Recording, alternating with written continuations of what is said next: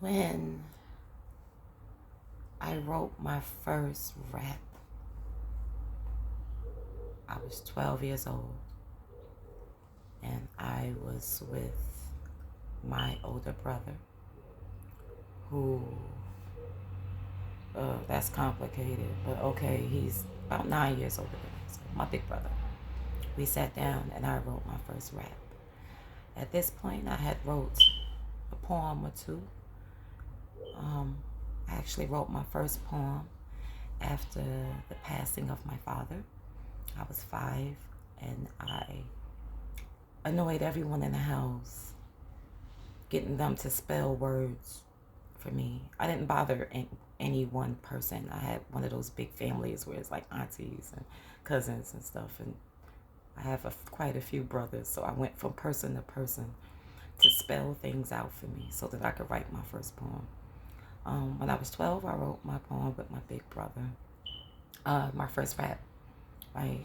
And I, basically had rap hands. No, I don't remember it. It was awful. And if I did remember it, I'm going to act like I don't. So, whatever. And it was fun. And my brother is actually a pretty exquisite MC himself. You know what I'm saying? So, I had a good role model, meaning I learned some basic structures. And I continued to write poetry. When I was 14, my poetry became very, I don't know, political or socially conscious, so to speak. You know what I'm saying? And yeah, that happened. And then, I don't know, I guess I'm getting older, and my identity is starting to branch out into, I guess, the environment, the external world. I found that I could use poetry to, or rhymes, to express my opinions or understandings or things like that. I quickly learned that whereas most people will try to act like a woman isn't present in the scope of a large conversation, predominantly males, you know what I'm saying? The female opinion and role is very limited in the hip hop community, you know what I mean? So we're talking about like the early 2000s, something like that. Not to age myself, but whatever. But during, as far as female representation went inside of rappers, this was when Little Kim and Foxy Brown was kind of reigning supreme. We did have artists like Missy and things like that, but most of the radio, most of the content from females was based on sex. And I kind of prided myself on avoiding the topic. Meaning, I know as a female MC, first thing you expect for me to talk about is my sexuality and my clothes and things of that superficial nature. And I really had pride in myself that I didn't need to touch on those things for attractability or content. So I was pretty good. I kind of talked about anything but sex and guns because it really wasn't even a political anti-gun thing. It's just, if you want to imagine the way to end a person, you know what I'm saying? Like, we're battling. I want to defeat you. Shooting is kind of unimaginative. There's only one way for a bullet to come out. There's only one way for it to enter the body. And yeah, you can compare it to a few things and sound effects and blah, and child. it just wasn't very imaginative to me. And so at the time, there was a lot of gun talk, a lot of drug talk, a lot of sex talk. I never spoke about those things. Um, yeah, I just didn't. But I want to talk about the sex part of it. The train of thought that I'm on is sex. Um, yeah. So I have had times in my life where my desire did not match my opportunity. Let's put it like that. You know, the amount of desire that I had. I didn't have opportunity. I ain't had nothing to do with it. Like, what I'm gonna do with it? How? Tell me how, son. Like, it was like that. This is before a major awakening, I suppose, but kind of around that 2012-ish space, maybe a little bit before that, 2009, something like that. I can remember praying to God to take the desire away. Like, that was an ongoing ritual.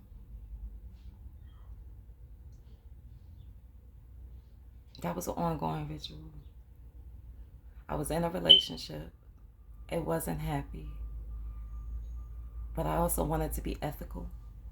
You know what I'm saying? So, like, cheating is what most mofos would do. That's not my thing. No judgment.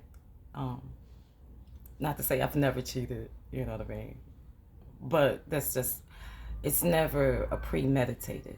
It has never been a premeditated. It'd be accidents. And I know you slip, fell. Yup.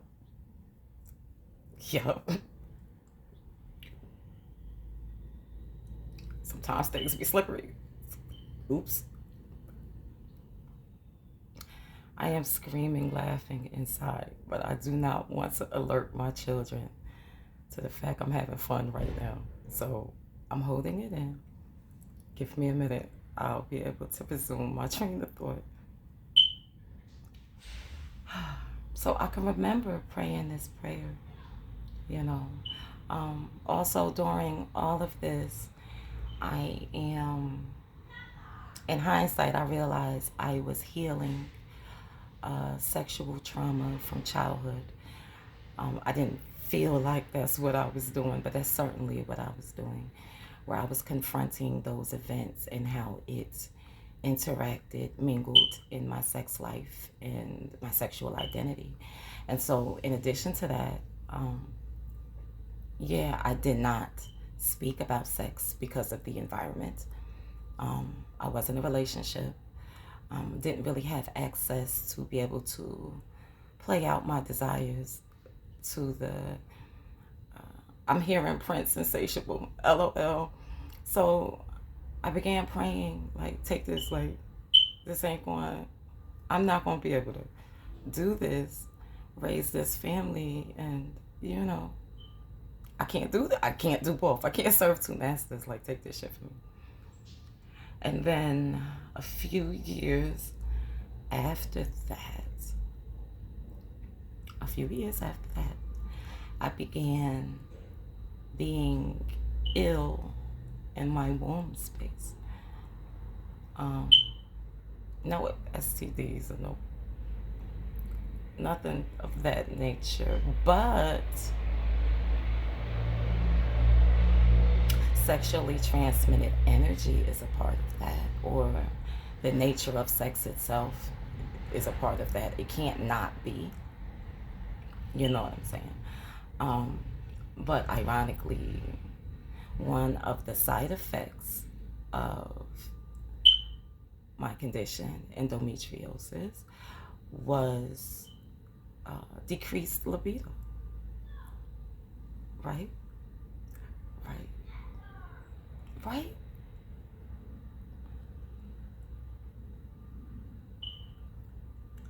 I have since cured or healed. Let's use the word healed. I have healed that wound. I no longer suffer those wounds or that life. But a quick Google search will quickly allow you to understand endometriosis is pretty synonymous with suffering. And if I had to draw endometriosis, I would draw a porcupine inside of a balloon. Yeah. Anyway, that got a little, I don't know. I feel honest. I feel transparent. So I have since healed that condition. I'm not suffering. I feel great. Thank you. Even though since I've started this conversation, I feel away a little bit, physically. But I think that's divine and synonymous, which is, or, the reason why we're here, the reason why I'm thinking about this, the reason why I am 12 minutes into this video on this topic, that at the moment I do have cramps, but to put you all in my business, I guess, but now you family, I could talk to you. So like, yeah. So I've healed that condition. I'm no longer in a space of suffering. Hallelujah, I suppose. But because that's the best word you could really use for that. Because that is a modern day miracle. It's not a lot of people who have found the realm of suffering and found their way out. I'm one of the lucky ones. Yeah. But along with the healing to the place where I no longer feel the symptoms of that condition, and I'm honoring the lessons of my womb space, and using my womb space in alignment with my heart and third eye and crown. And yes, I had to say all that because that's the truth of it. Certain aspects of it, I'm finding there's no way around doing the work. So I didn't know how to do the work or that doing work was even a thing when I was praying those prayers. I didn't understand alchemy or magic, witchcraft, or prayer for that matter. I didn't understand anything. I understand I had a problem and I needed it to solve itself. And, I got exactly what I wanted. But the thing is, the lessons, the challenges, the wisdom, the information in the shadows, the information in the light, still has to be studied, absorbed, So because I locked away my damn sexuality at some point, I still have to go through the process of liberation, you know what I mean, of chain breaking. And I was listening to some misogynistic female rap just a little while ago. And yeah, I said what I said.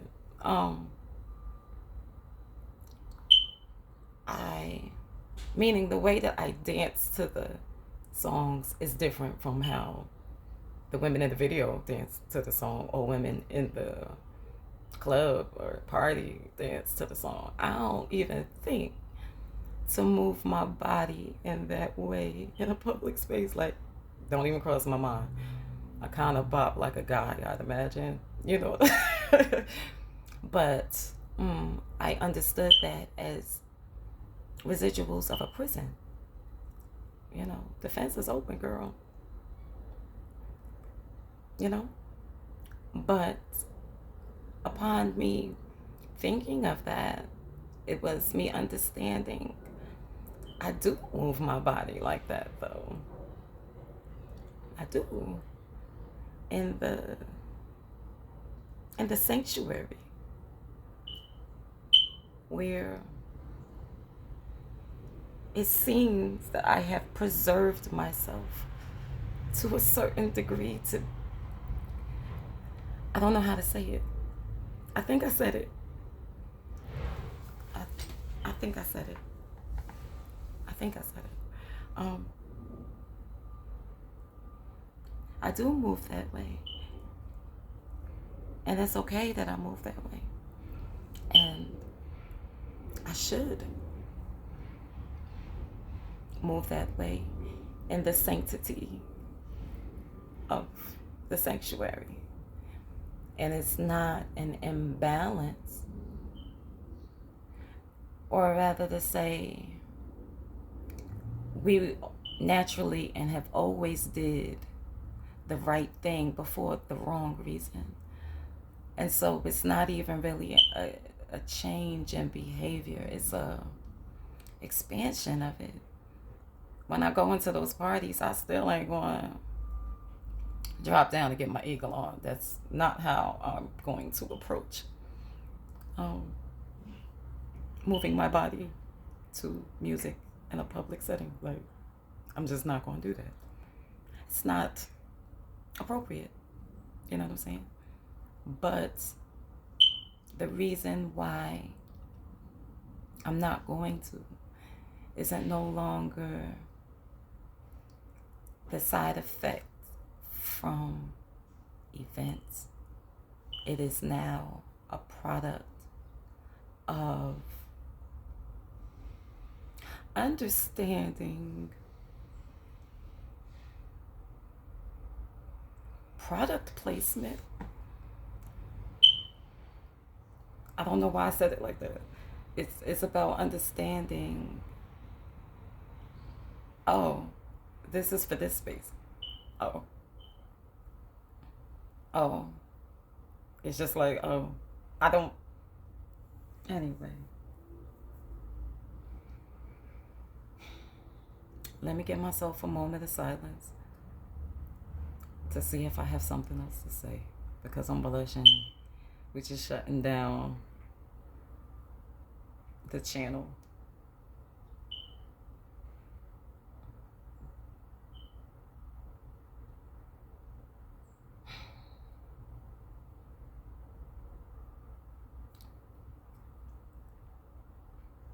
I love me.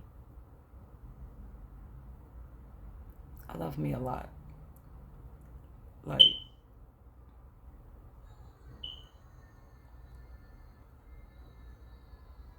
and I don't love anything or anyone that doesn't make me doper. My love is so selfish. It's so self-serving.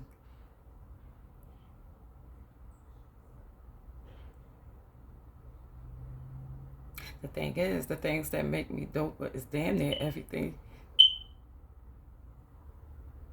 But I realized that my basis for that love is selfish as hell. Like, I'm a self-centered bastard.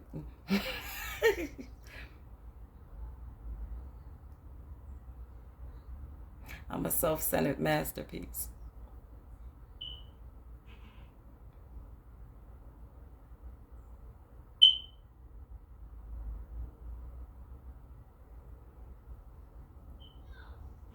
I'm stopping this.